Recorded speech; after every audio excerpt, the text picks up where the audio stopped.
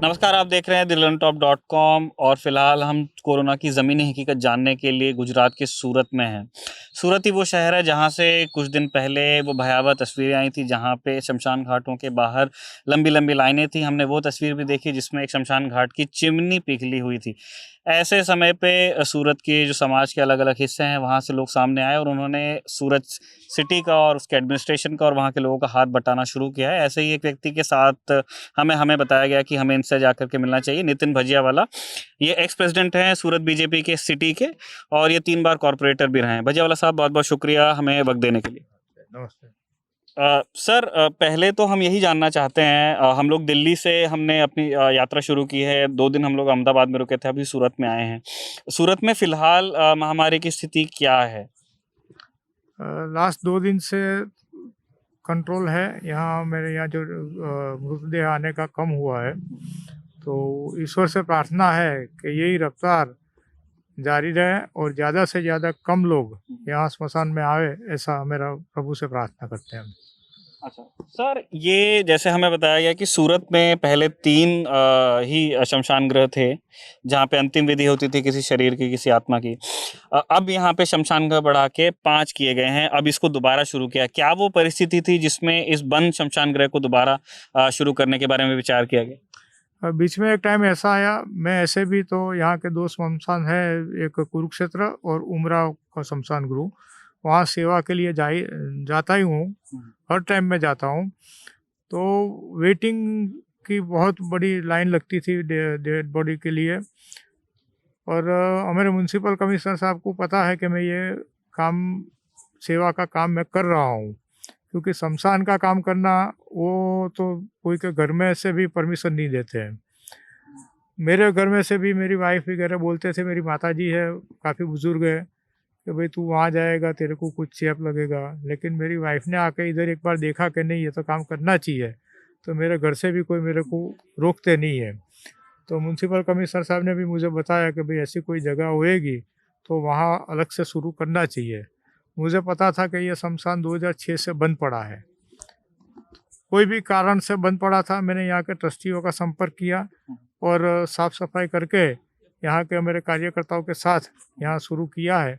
और हम दोपहर को यहाँ धूप की वजह से हम शुरू नहीं कर सकते हैं, लेकिन शाम को 6 बजे से सुबह 5 बजे तक हम चलाते हैं। यहाँ के सभी शमशान गृह से मैं फ़ोन करके पूछता हूँ कि कोई भी वेटिंग में डेड बॉडी होएगी, यहाँ तुम लाओ, हम उनको अग्निदाह करेंगे और बिल्कुल सम्मान के साथ करेंगे। यहाँ जो भी मृतदेह आता है उनके साथ हमारी तरफ से, यहाँ की तरफ से एक सुखड़ की लकड़ी देते हैं, हम गंगा जल देते हैं, तुलसी माला देते हैं और उसके ऊपर कफन भी डालते हैं और कपूर, वो सब हम उसको सम्मान के साथ हिंदू विधि विधान के मुताबिक यहाँ उसका अग्निदाह करते हैं। सर, जैसे आप बता भी रहे थे कि 2000 मतलब 15 साल से मेरे ख्याल ये बंद था और बाढ़ के बाद इस शमशान को बंद किया गया था, जो सूरत में आई थी तापी में। हम जहां हम फिलहाल बैठे हुए हैं वहां से बहुत दूर नहीं है नदी का तट। जब आप बता रहे थे कि बाकी जो शमशान गृह थे वहां पे वेटिंग थी, कितना इंतजार करना पड़ रहा था लोगों को, जो आपकी जानकारी में है, कितना रुकना पड़ रहा था कि आपको एक नए शमशान के बारे में सोचना पड़ा?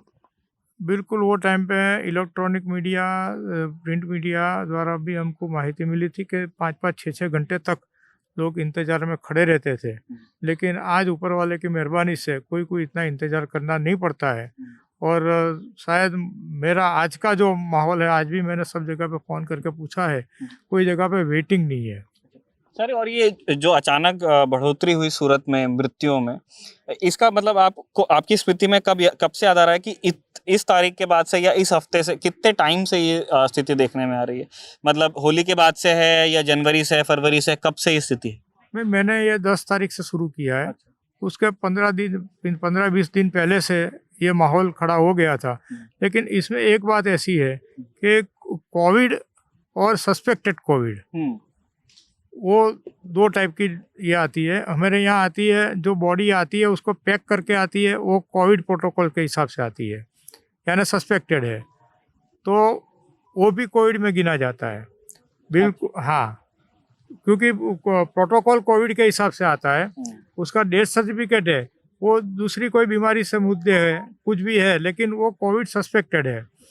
लेकिन हमारे यहाँ आती है जब भी वो कोविड की गाइडलाइन के मुताबिक पैक करके आती है तो उसको हम कोविड में ही गिनते हैं। अच्छा। हाँ, यानी प्योर कोविड है या सस्पेक्टेड है वो तो अभी वहाँ अस्पताल से ही पता चलेगा। पर आप पूरा जो कोविड प्रोटोकॉल के तहत ही आप अंतिम संस्कार कर रहे हो? हाँ, बिल्कुल बिल्कुल वही करते हैं। अच्छा, तो जब यहाँ पे और कितने शव अभी आ रहे हैं सर? मतलब जैसे आप बता रहे हैं कि आप शाम को सूर्यास्त के बाद आप काम चालू करते हैं, क्योंकि सूरत में अभी गर्मी बहुत पड़ रही है, और सुबह 4 या 5 बजे तक के आपका काम चलता है, तो कितने लोगों की अंतिम विधि हो जाती है यहाँ हम इस प्रॉपर इस जगह पे? हाँ, इस जगह पे ज़्यादा से ज़्यादा हमने 48 डेड बॉडी का भी दाह संस्कार किया है। कल बिल्कुल हम 10-12 बॉडी तक थी, आज भी इतना ही, इससे ज़्यादा शायद नहीं होएगी, ऐसा प्रभु से प्रार्थना करते हैं हम। तो सर, जब जैसे कोई शव यहाँ पे आता है तो आप लोग का एक रजिस्ट्रेशन डेस्क भी हमने देखा, तो किस तरह की जानकारी आप लोग एकत्रित करते हैं उसमें? बिल्कुल उनका मानो कि देहांत होने के बाद उनका डेथ सर्टिफिकेट वो काफ़ी महत्व की चीज़ है। तो ये रजिस्टर स्मशान गृह है, तो उनका पूरा जो नाम एड्रेस जो है वो भी हम आधार कार्ड के हिसाब से लिखते हैं, किस वजह से मौत हुई है, कहाँ से डेड बॉडी आई है, वो सब यहाँ हम लिखते हैं। अच्छा, और ये एक बड़ी ज़रूरी चीज़ है जो ये आपको बता रहे हैं कि अगर आप अंतिम विधि आप कहीं भी कर सकते हैं जहां आपको जगह और लकड़ियां मिले, लेकिन अगर एक वो रजिस्टर्ड शमशान गृह में नहीं होती है तो आपको डेथ सर्टिफिकेट में प्रॉब्लम आती है। इसीलिए इस तरह की इनिशिएटिव्स का महत्व इसी में है कि एक रजिस्टर्ड शमशान गृह में अगर आप अंतिम विधि कर रहे हैं, जिस भी आस्था परंपरा से आप आते हैं, या कब्रिस्तान हो या शमशान हो, तो उसका रजिस्ट्रेशन और उसका डॉक्यूमेंटेशन बहुत ज़रूरी है, और इसलिए इस मायने में ये सही है।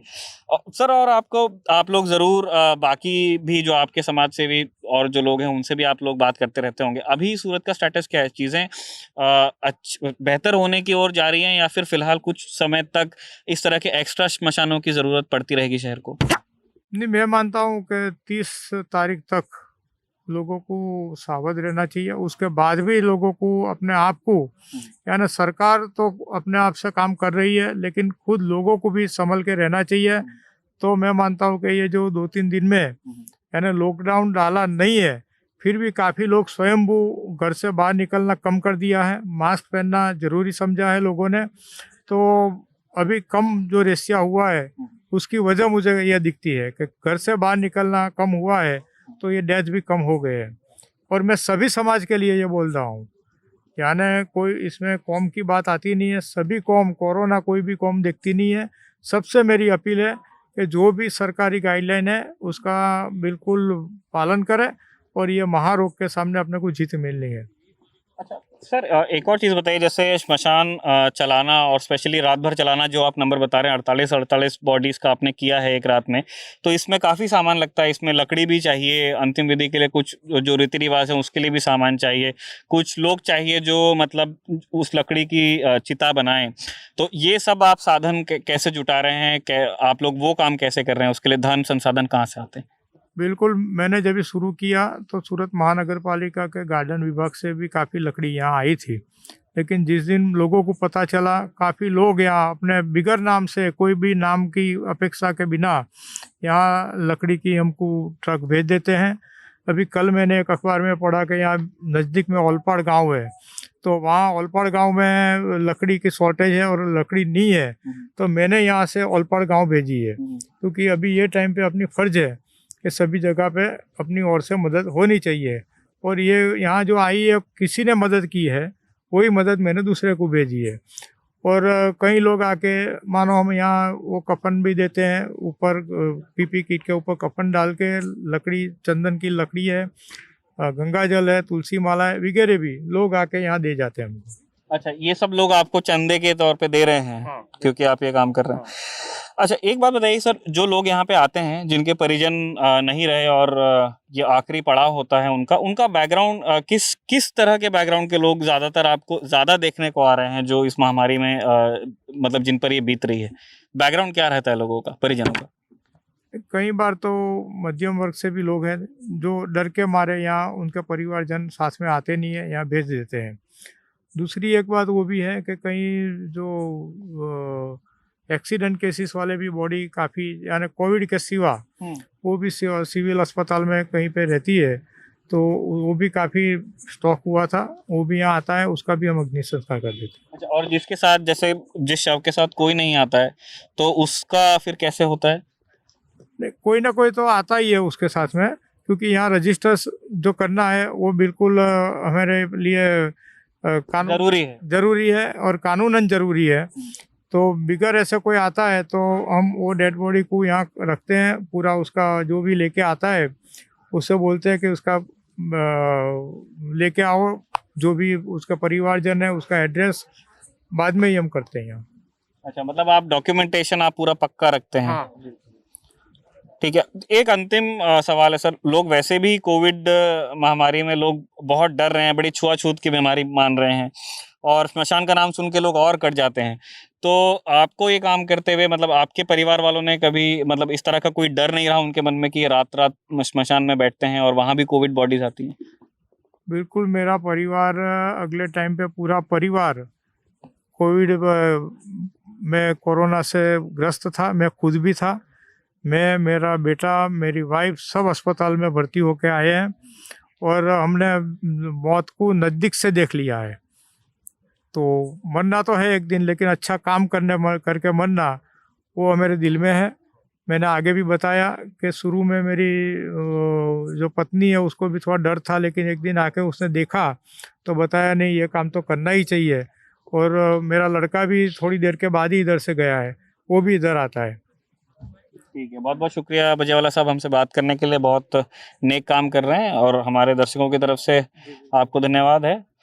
आप देख रहे हैं दिल ऑन टॉप की ग्राउंड रिपोर्टिंग। जो कोरोना महामारी है उसको डॉक्यूमेंट करने के लिए हम गुजरात और देश के अलग अलग हिस्सों में जा रहे हैं। उन सारी रिपोर्ट्स को अगर आप देखना चाहते हैं तो मेरे यानी कि निखिल, रूहानी और रजत के साथ बने रहिए, देखते रहिए दिल ऑन टॉप। शुक्रिया सर।